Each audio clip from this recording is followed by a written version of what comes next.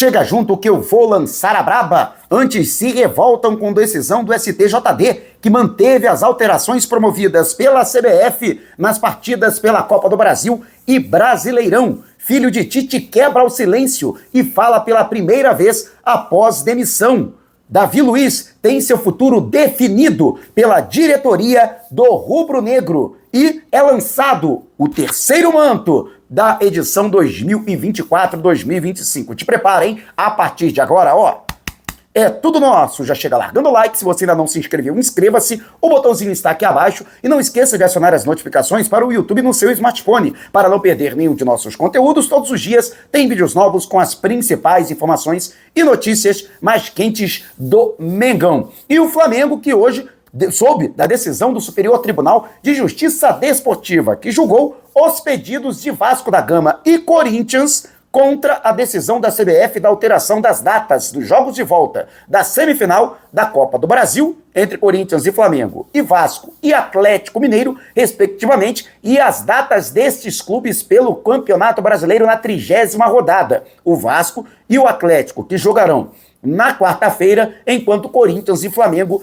entram em campo na quinta. O Flamengo que vai enfrentar o Fluminense no Clássico Fla-Flu, inclusive os ingressos já estão à venda e a preços populares. A alegação do Corinthians e do Vasco da Gama é de que a alteração leva em consideração vantagens aos clubes adversários. O Flamengo, por exemplo, poderá contar com todos os seus jogadores que estão hoje a serviço de suas respectivas seleções para as datas FIFA nas eliminatórias sul-americanas para a Copa do Mundo da América do Norte em 2026. Ao todo, 7 jogadores rubro-negros foram convocados. E outra coisa, o Corinthians também alegou que está em ampla disputa no Campeonato Brasileiro contra o rebaixamento e dessa forma também será prejudicado com a antecipação da partida diante do Atlético Paranaense. Inclusive, o Corinthians joga em casa, na Arena Itaquera. Segundo a comissão disciplinar que julgou os pedidos de Vasco e Corinthians, lembrando que o Flamengo também deu entrada com notificação no STJD como parte interessada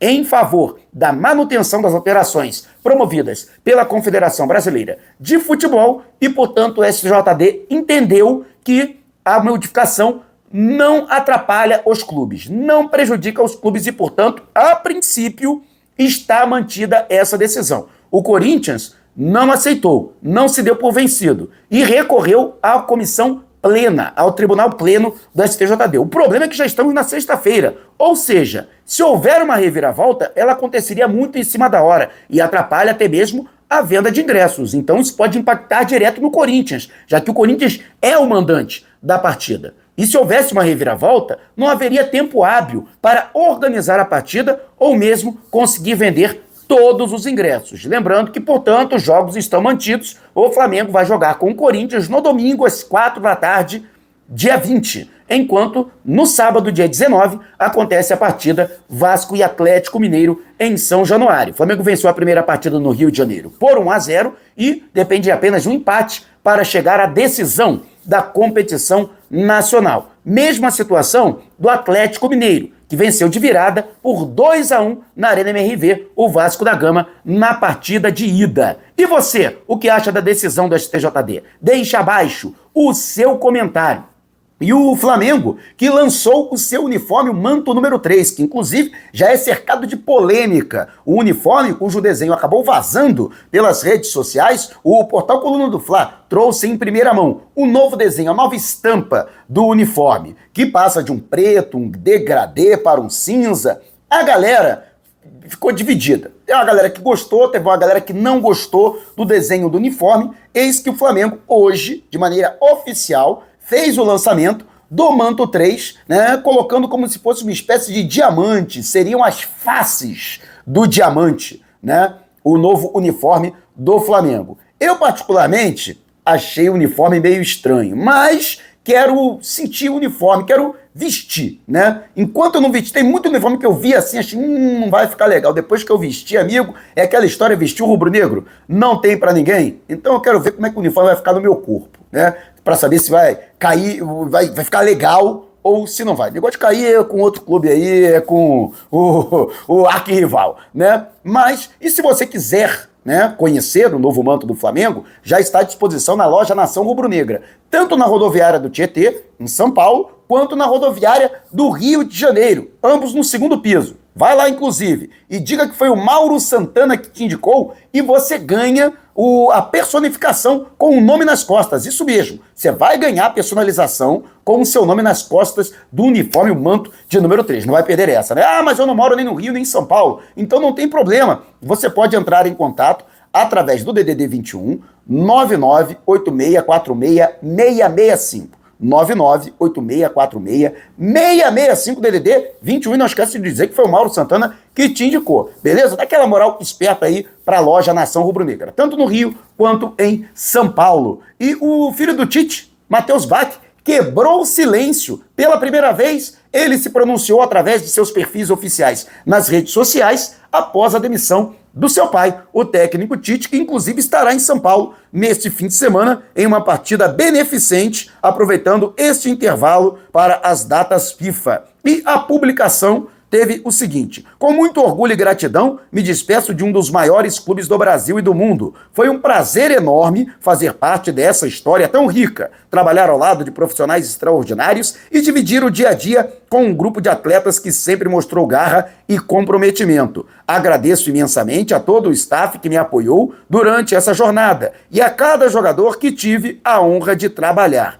A nação rubro-negra, que sempre esteve ao nosso lado, merece um agradecimento especial por toda a energia e apoio incansável. Sigo em frente com a certeza de que o Flamengo sempre ocupará um espaço importante na minha trajetória.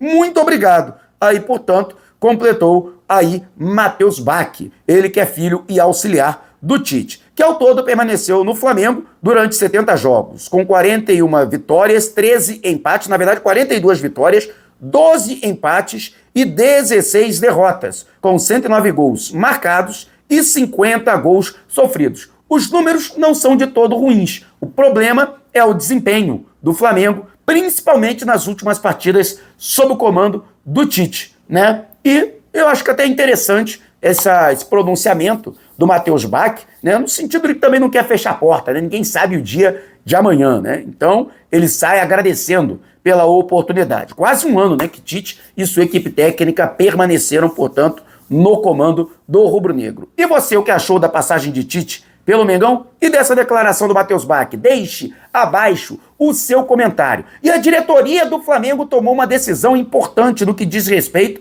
à trajetória de Felipe Luiz, aliás, Davi Luiz, perdão. O jogador de 38 anos de idade, ele que tem contrato somente até o fim do ano e ainda não foi procurado, ele que é representado pelo Juliano Bertolucci, mas ainda não foi procurado pela diretoria do Flamengo. Tudo porque a diretoria também tomou uma decisão importante com relação ao seu futuro. Ficará a cargo do próximo presidente. Portanto, já que é um atleta com uma idade avançada e tem o salário mais elevado do atual elenco, ao lado de Gabriel Barbosa, ambos recebem R$1,5 milhão mensais, além de bonificações muito vantajosas, né? Bonificações milionárias por metas alcançadas. E com isso, portanto, Davi Luiz vai ter que aguardar o resultado da eleição, que acontece no dia 9 de dezembro. Ao todo, 5 candidatos mantiveram a sua candidatura. Rodrigo Dunche, que é o candidato da situação, candidato indicado pelo atual presidente Rodolfo Landim, Maurício Gomes de Matos, Luiz Eduardo Batista,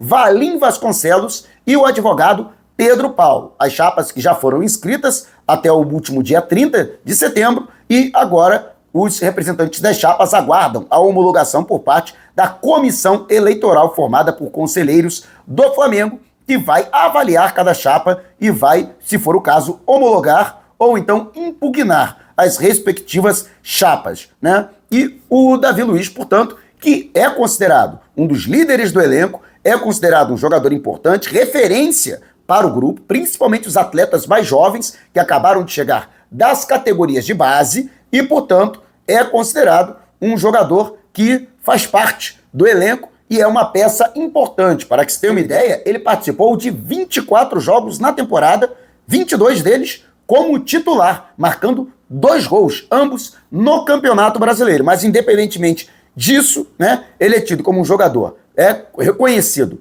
internacionalmente e o próprio atleta já mencionou que não pretende ainda encerrar a sua carreira, ainda acredita que pode atuar por mais um tempo, né, apesar de já contar com 38 anos de idade, e outra, né, também vê com muito bons olhos a permanência no rubro-negro. No entanto, o Flamengo tem que também querer a permanência do jogador, mas ele se mostra propenso a renovar o seu contrato. A questão é a seguinte: o quanto o custo-benefício continua sendo vantajoso do Davi Luiz. Ou seja, ele receber um salário elevado, um dos maiores salários, maior salário do Flamengo e um dos maiores do futebol brasileiro, já com essa idade e não apresentando tantas partidas. Hoje, por exemplo, há um consenso de que a zaga diária titular do Flamengo conta com Léo Ortiz e Léo Pereira. O Davi Luiz seria hoje uma opção no banco de reservas, assim como o Fabrício Bruno e o jovem Cleiton, né? Até que ponto vale a pena manter um jogador no banco de reservas, por mais que o extracampo dele, que o vestiário dele,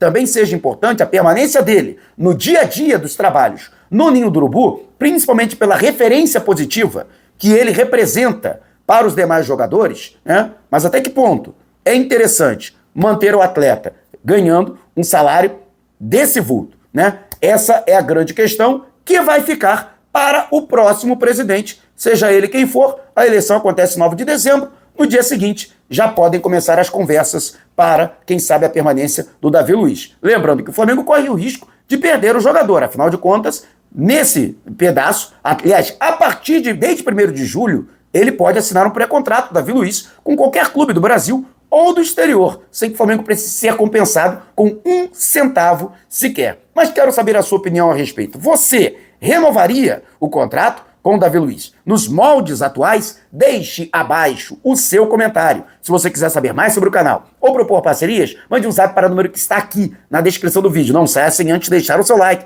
Gostou do vídeo? Então compartilhe com a galera. E não vá embora, tá vendo uma dessas janelas que apareceram? Clique em uma delas e continue acompanhando o nosso canal, combinado? Despertando paixões, movendo multidões. Este é o Mengão.